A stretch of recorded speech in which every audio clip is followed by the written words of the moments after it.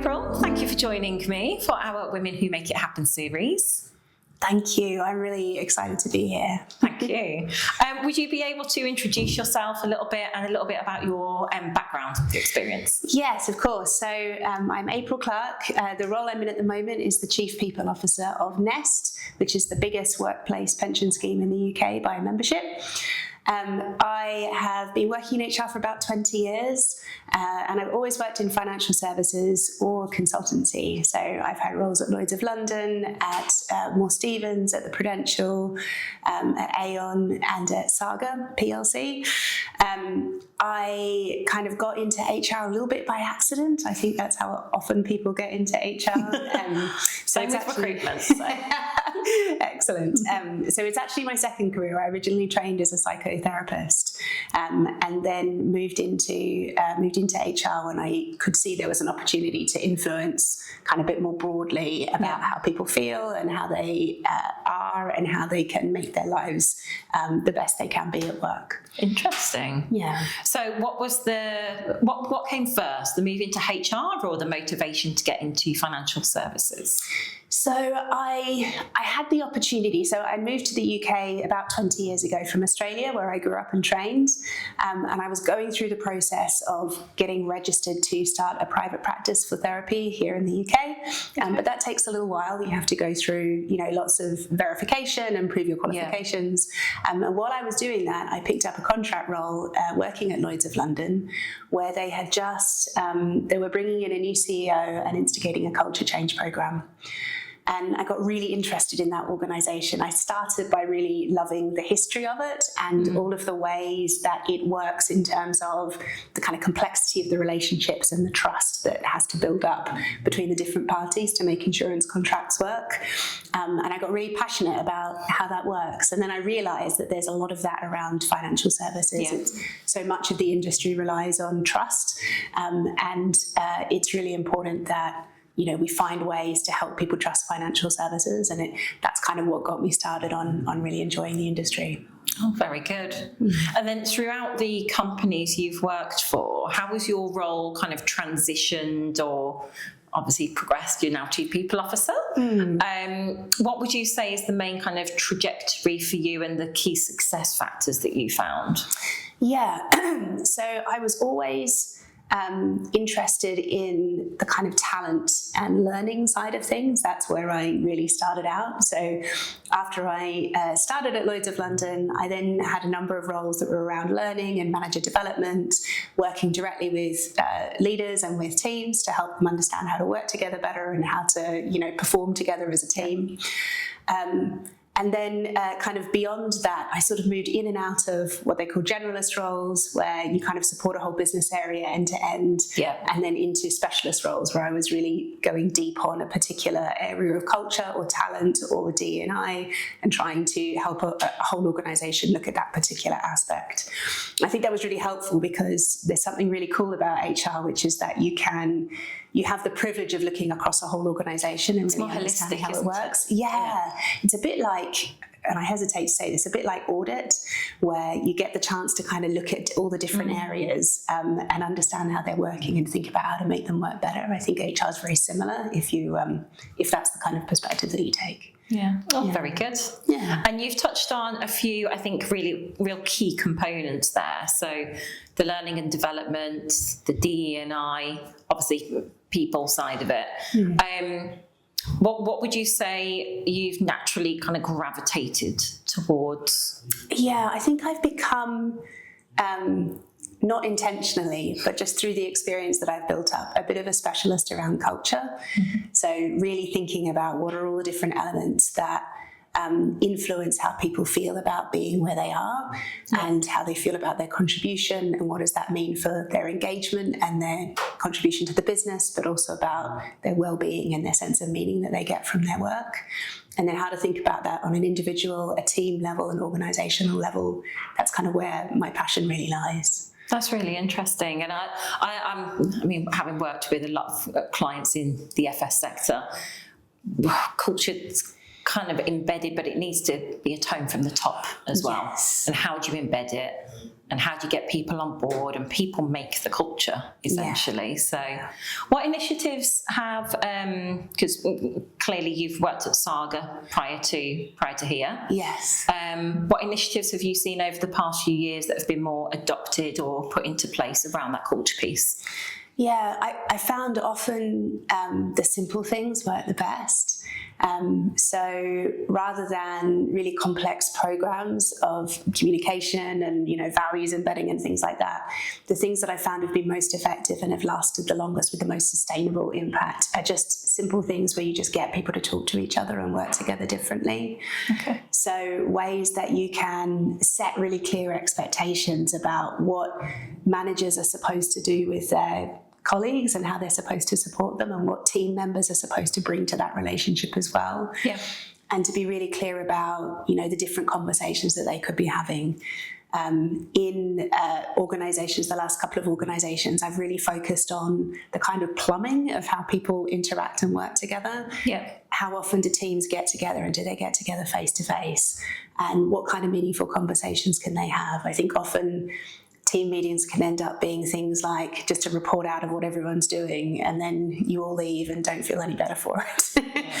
Whereas if you can connect and work on good work together and talk together about what's working and not working, then having that kind of connection and that relationship and that confidence and trust in each other can really build, the culture far more quickly than putting the values on the wall, I think. Yeah, no, that's a really interesting point. I'm picking up tips here as well from you. we do the same, as in very close knit, and talk about what's working, what isn't working as well, what needs to be improved. So you also touched on a DE&I component. Your experience having worked for some very big institutions, what changes have you seen in the last few years, maybe in your earlier career, around the adoption of these DE&I policies, and what are you doing at Nest around them? Yeah, I think people's confidence and understanding of the impact of feeling included, creating a sense of belonging, having better representation of all different kinds of people has definitely grown. Yeah. I think in kind of 20 years ago, it felt like you're sort of fighting to really get people to understand the value of DE&I. So when you were having conversations about initiatives that might support bringing different kinds of people into the business, you were having to explain the rationale of why that was important and why it was a valuable thing to do. But I think increasingly these days, people sort of get that. They can see that, and they've seen the impact of that. It's more about how do we do it, rather than trying to convince people why we should in the first place. The kind of current political context, aside, I do still genuinely believe that most people feel that and see that in the places that they work. I think that one of the things I'm particularly interested in is when you find what they call the inclusion gap, when you talk to people in organisations about how they feel about stuff. So often organisations will do a staff survey, engagement survey, and in that survey there'll often be a question that's something like, how good are we at DE&I?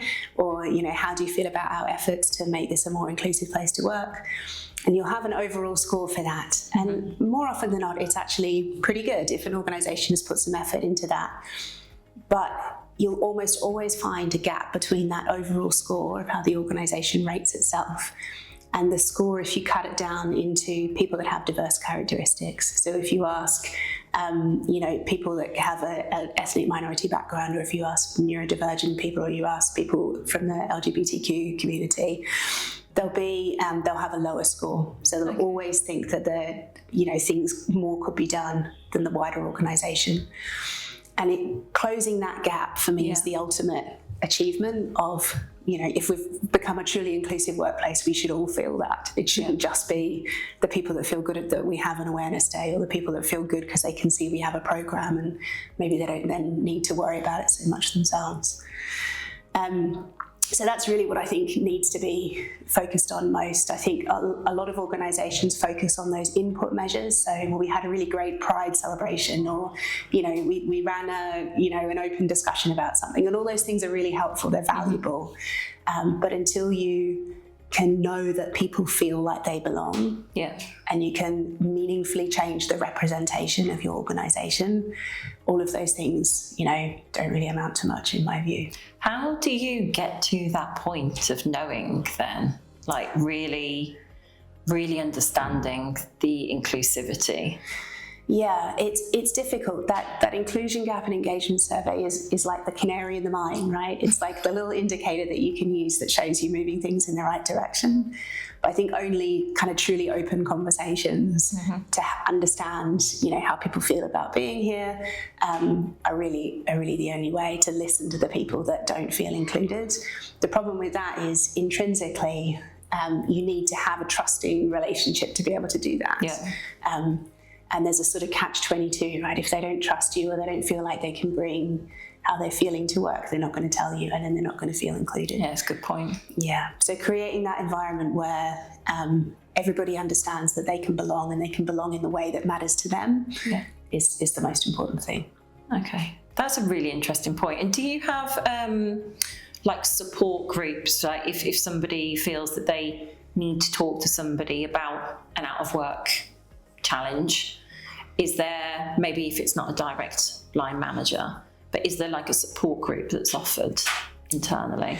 Yeah, so we have at Nest a really great network of kind of working groups that are opportunities for kind of different communities to come together. I think this is actually quite a common approach. You see it in organisations that, really take this stuff seriously. They will have a network of, they might call them business resource groups or colleague resource groups.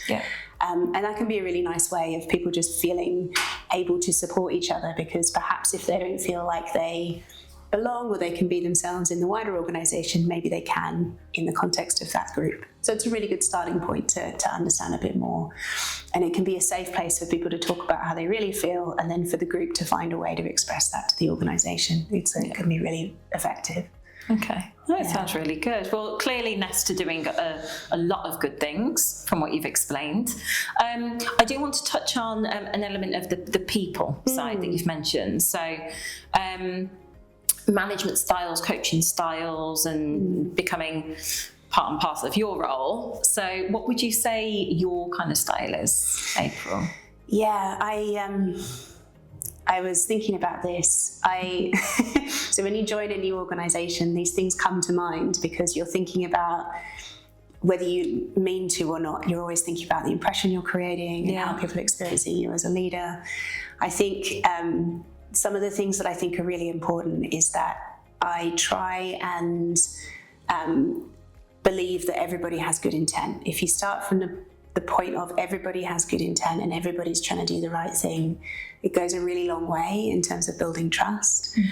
I think some leaders go in and say, okay, prove yourself to me. I want to see how good you are. I think if you start from a position of saying, you're here because you're really good at this job and I want to understand how I can, clear a path for you so you can do the best possible work. I found that to be a really effective way of getting people to open up, to understand that we can build a mutually trusting relationship and that I really am there to support them. I haven't got the energy or the capacity to do all this work myself. I have to rely on people to be able to, contribute and help me with my thinking and tell me about what the organisation is feeling.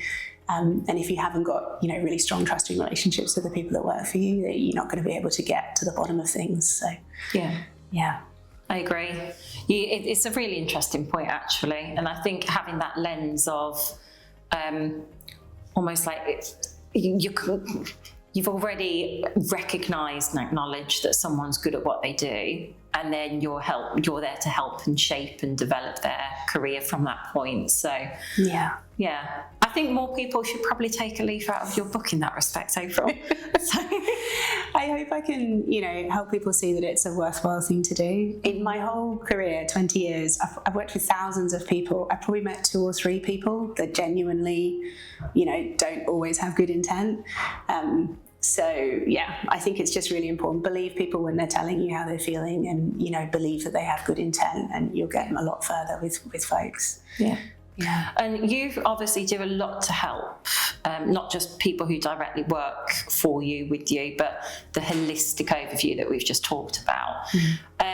For you and your career to get to the point at which you are today, did you have a mentor or somebody who kind of helped and coached you as well? Or how did that work? What shaped yours? Yeah, I like to think of the people that have helped me as like a kind of constellation. And you think that sometimes stars shine bright and you kind of look to them and understand, you know, different things about yourself by reflecting on the different things that people in the wider universe can bring to you. So there's been a number of different people. Some of them have been men, some have been women, most of them have been leaders.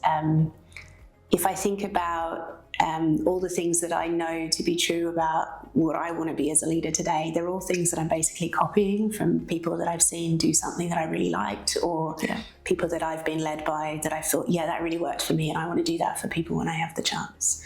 So yeah, there's a few in particular. There's a couple of line managers that I've had that have really helped me try and open up my thinking. And there was one particular line manager I had who was someone who always believed whatever I told her, going back to what I was saying before. If I said I didn't feel great that day, she'd be like, please take all the time you need and have a rest. Or if I said, you know, I'm not sure what that person is about and I need some help to understand them, they'd be like, no worries, you know, take all the time you need to understand them and maybe can I help and who else can we ask? And nothing was ever too much trouble. And it really made me think about the value of giving people praise and giving people confidence, and different ways that you could do that. Yeah, and I truly believe that as well. If you praise and reward and recognition where it's due, people respond better to positivity than negativity. Yes. And I think you'll get more out of them from a productivity point of view as well. So I think that's right. I think one of our most basic needs as humans is to feel seen. And if you can show someone that you see them and you see what they're trying to do, it's such a boost for someone's confidence, for their well-being, for their loyalty, you know. Yeah. Sounds like I might need to pick your brains on a few things. Okay, no, you've made some really interesting points. I'm certainly taking a few things away. If you could impart any kind of knowledge or piece of advice from what's helped shape your career and your learnings, what would that be to younger female talent or younger talent generally? Yeah, I think one thing that I've never been very good at is that I am, and now first of all, this is not a value-laden statement, I'm an introvert. I'm definitely an introvert. I find it really difficult to go to networking events and, you know, be really socially cheerful. I just find that really hard. I'm much better one-to-one with people. So one of the things that I've found it difficult to do, and I probably haven't pursued as much as I would have benefited from, is just trying to meet lots of different kinds of people, not necessarily going to lots of events, but reaching out and following up conversations with people that I've come across in organizations I've worked in. It's something that I'm trying to do a lot more now because I can see the value of it more now. It's one of the reasons why, you know, you and I are having this conversation, because, you know, we talked about the value of doing this and I thought, I'm going to say yes, because I think it's important. But when I think about times in my career where I've struggled, it's sometimes been because I've relied too much on one or two relationships or one or two perspectives in an organization, because I've just built really strong relationships with just a few people. Yeah. And I realize now, looking back, what I could have done better is to build more roots into all different parts of the organization. And the more different people you meet and the more perspectives you can take on board, the better overall kind of understanding and therefore influence you can have in different situations. You've got to understand the context that you're operating in, and having that empathy for people that you're working in is the best way to do that. So I think sometimes when I talk to people who are earlier in the stages of their career, they'll say things like, well, I'd like to have a lot of mentors, or I'd like to ask a lot of people for help. I don't know if that's the best way to do it. I think just meeting people without any obligation, maybe offering to help them in the first place, is the best way to do it, to build those roots and to start to develop your own constellation. That's a very good piece of advice. I'll be sure to sell that to people I know as well. So thank you very much for joining me today. Pleasure to have you. My pleasure. Thank you so much for having me. You're welcome.